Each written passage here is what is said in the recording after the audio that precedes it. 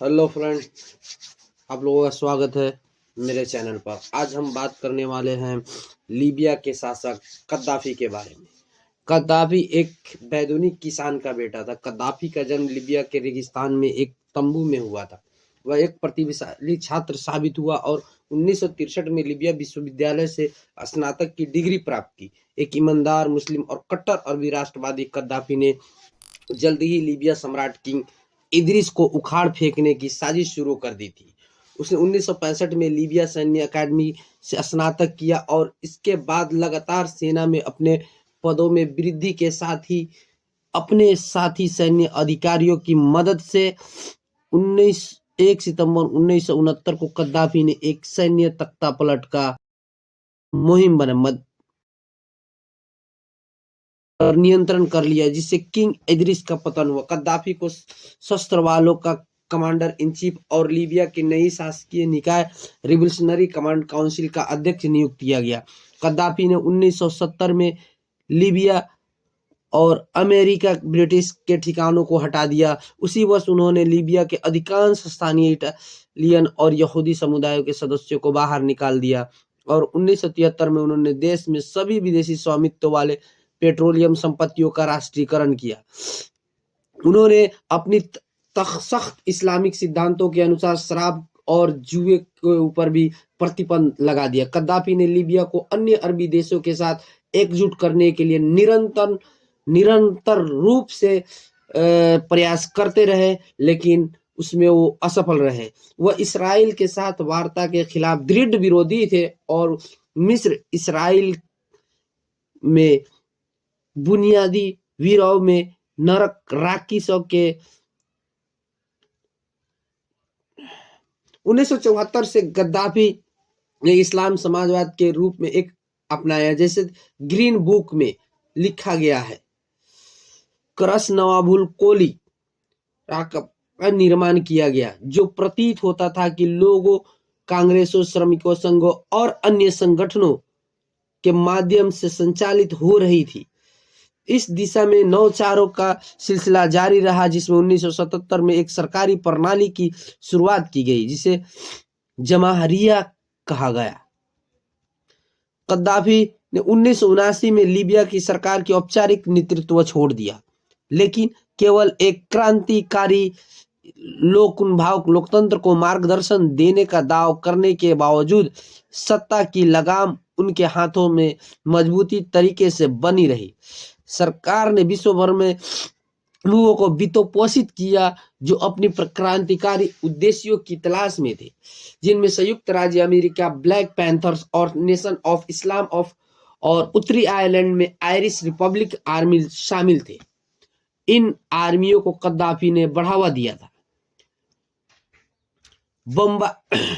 1986 में ब्रिटेन से आधारित अमेरिकी युद्धक विमानों ने लीबिया के कई ठिकानों पर बमबारी की, जिसमें उसके कुछ बच्चों की मौत और घायल हुआ और इसमें कद्दाफी भी खुद बाल बच गए। 1988 में स्कॉटलैंड के लॉकरबी में एक नागरिक विमान के विनाश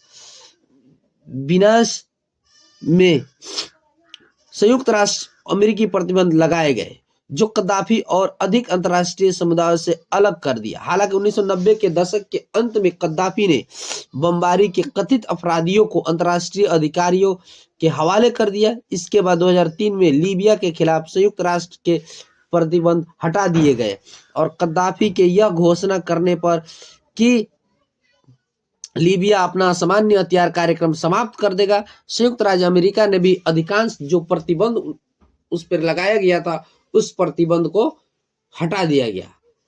और ये वो दौर था जो कि कद्दाफी की छवि का पुनर्निर्माण का दौर कहा जा सकता है।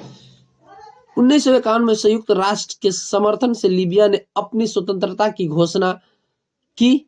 लीबिया के 3 प्रांतों को एक संवैधानिक राजतंत्र के तहत एकजुट करता है।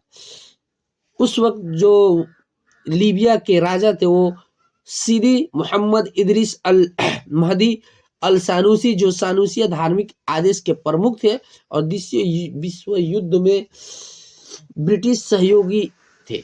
राजा बनते ही इदरिस के रूप में शासन करते देश की संघीय प्रणाली के तहत जनजातीय कुलीन वर्ग और प्रांतीय नेता काफी शक्ति रखते हैं, जबकि केंद्रीय राज्य कमजोर बना रहता है। 1959 में लीबिया में महत्वपूर्ण तेल भंडार 1954 तेल भंडार का पता लगा, जो कि 1959 से 1969 तक तेल राजस्व में उछाल से लीबियाई समाज में परिवर्तन आता है, शहरीकरण में वृद्धि होती है और आर्थिक असमानता बढ़ती है। अरब राष्ट्रीयता और साम्राज्यवाद विरोधी नीतियों जो मिस्र के राष्ट्रपति गमाल अब्देल नासिर की नीतियों द्वारा व्यक्त की जाती है, लीबिया में खास तौर पर नाराज युवाओं में अधिक लोकप्रिय हो जाती है। इसके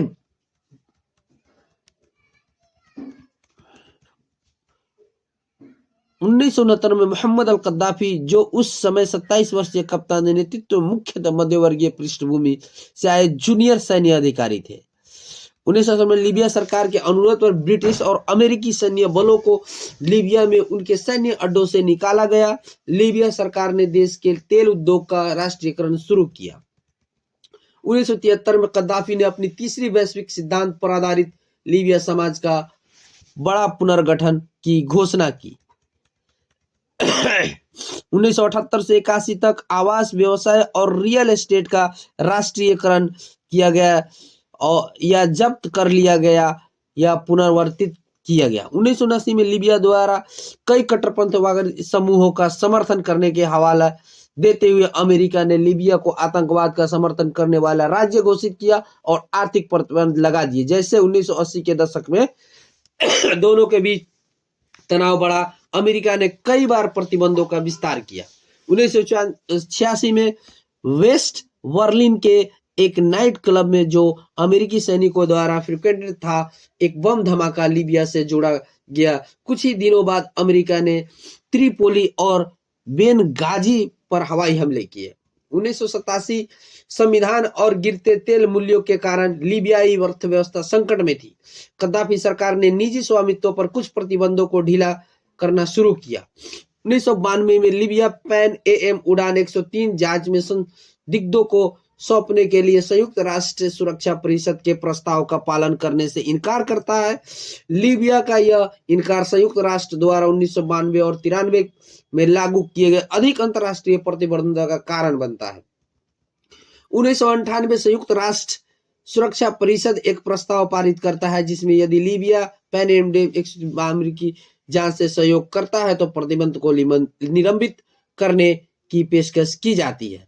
1999 लीबिया पैन AM उड़ान के 103 के संदिग्धों को मुकदमे के लिए नीदरलैंड्स भेजता है, जो अंतर्राष्ट्रीय समुदाय के साथ संबंधों में सुधार का मार्ग प्रशस्त करता है।